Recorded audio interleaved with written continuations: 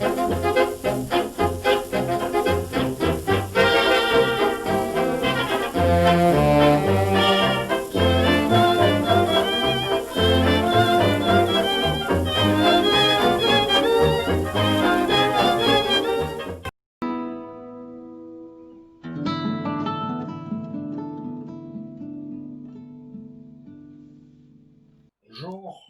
Aujourd'hui, je suis sollicité par une équipe de bénévoles qui met en place les chemins de photo. Chemins de photo, moment extraordinaire que j'ai découvert l'an dernier au travers de mes fonctions, de nouvelles fonctions de président de l'atelier.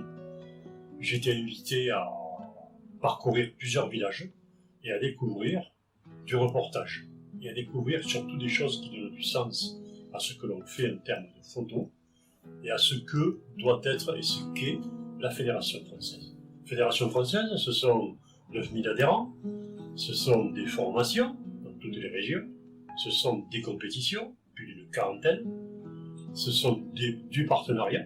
Alors, ce partenariat, c'est pas rien, vous le savez, quand on monte des projets, on a besoin de partenaires, et sans besoin de ne pas rien faire.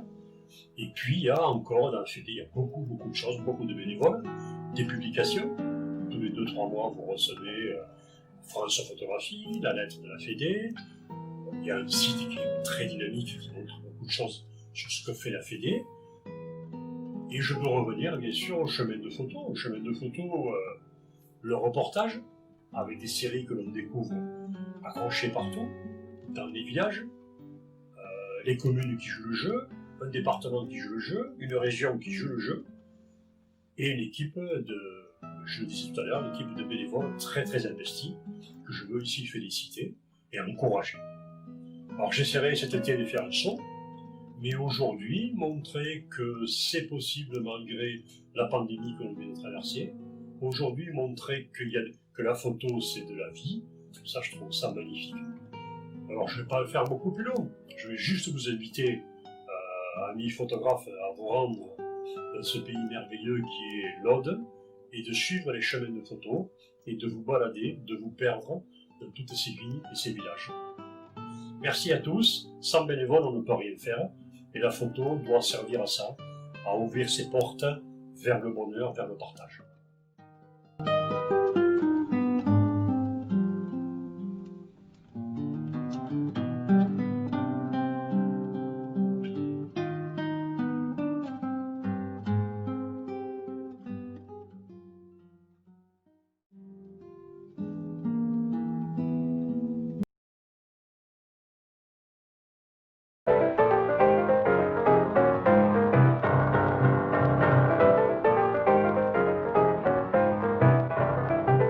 J'ai réalisé des photographies avec mon Canon des paysages du village que j'ai basculé sur mon iPhone, que j'ai enfermé dans le bocal de ma grand-mère, le parfait. Ensuite, en studio, j'ai photographié ma capsule temporelle comme une nature morte. Alors pourquoi ce projet? Quand je suis arrivée à Génerville, j'ai été frappée par la beauté des paysages. Le vert domine et par l'absence d'âmes qui vivent. Ma production, elle a voulu témoigner de ma volonté de préserver cet endroit pur. Pourquoi la photographie? Il y a quelque temps, j'ai réalisé que je m'étais remise à la photo il y a 5 ans quand ma vue a fortement baissé et qu'il m'était devenu impossible de voir clairement ce qui m'entourait sans lunettes. Autrement dit, la photo est une lutte contre le trouble, au sens propre comme au sens figuré, à tous les sens du terme. Je pense qu'on ne peut plus parler de photographie mais d'image. Et les chemins de photo, ça s'intègre parfaitement dans cette démarche-là que j'avais suivie depuis François Ebel des Rencontres de Arles il y a plus de 20 ans, que c'était son cheval de bataille de faire sortir les images du cadre. Donc voilà, puis moi, ma démarche personnelle, il n'y a pas je dirais, de cheminement artistique, c'est plutôt une posture de nécessité. Je suis ravi d'avoir été sélectionné pour cette exposition. J'aime le concept, le fait d'exposer en plein air pour faire découvrir cette région, d'autant qu'une partie de ma famille est issue de l'Aude. J'ai toujours aimé la photo, mais j'en fais beaucoup plus depuis une dizaine d'années. J'aime tester différents styles et cette série est le fruit de 4 ans de passion pour la macrophotographie. J'ai essayé de montrer ce qui ne se voit pas à l'œil nu, la beauté et la poésie des reflets dans les gouttes de rosée. J'espère faire partager aux visiteurs le plaisir et l'émotion que ces photos me procurent. Ce festival a un goût très particulier à mes yeux. C'est d'abord son articulation avec les villages ou les communes d'un territoire très attachant. Exposé en extérieur, dans des lieux de vie souvent chargés d'histoire, ou dans des paysages naturels qui incitent à la promenade, ajoute quelque chose aux séries montrées. Ensuite, il faut souligner la qualité de la programmation et la diversité des styles de ce qui est exposé. Le catalogue, d'autre part, est également d'une très grande qualité. Enfin, les visites faites en groupe lors des inaugurations, dans les différentes communes, sont des moments de partage très forts où photographes et non-photographes partagent en toute simplicité leurs émotions et leurs interrogations. I don't work as a photographer. Photography for me is a tool to talk about issues that arise around me, mostly social and environmental issues. I'm interested in human and natural resilience, which I try to express through the pictures I take. I work in diverse social engagements where I use photography as means of communication, connecting people and as well their natural surroundings.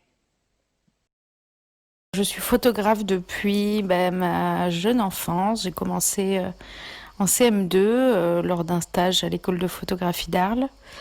Et j'ai tout de suite accroché avec ce moyen d'expression artistique. Et voilà, donc j'ai continué avec la photo numérique. Depuis 2012, je fais de la photo de voyage et j'essaye de capter les sourires d'âme des peuples du monde en faisant des portraits. Cette année, j'ai fait une exposition sur les paysages colombiens et c'est une première pour moi.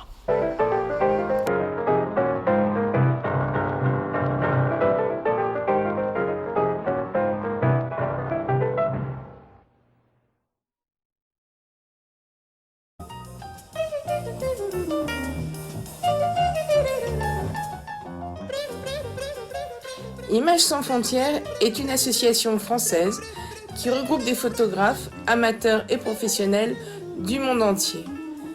Sans frontières, sans barrières idéologiques, ni techniques, ni artistiques. En fait, Images sans frontières, ce sont les adhérents qui en parlent le mieux. Dominique, un des adhérents, a dit « Bienvenue dans la grande famille d'Images sans frontières ». Eh bien, Images sans frontières, c'est vraiment un moyen de promouvoir, fédérer, organiser et même soutenir la photographie et ses auteurs.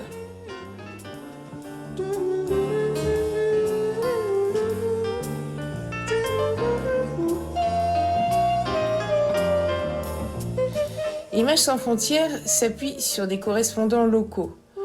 Ils diffusent les informations auprès des photographes de leur pays. Par exemple, en Italie, c'est Giulio Veggi qui s'en occupe. Chypre, Andrea Andreou. Au Vietnam, c'est Yu Tri Tran. Et en Grèce, Christos Pavlidis.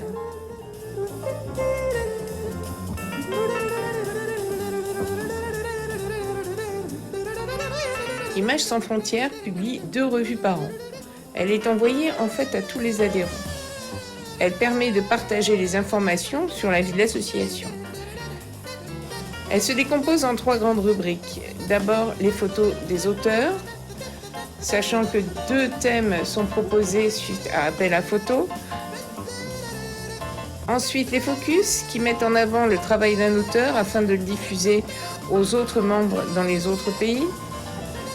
Et ensuite, les expositions, qui ont lieu en France ou à l'étranger, soit d'après nos collections, soit d'après les appels à photos que nous faisons.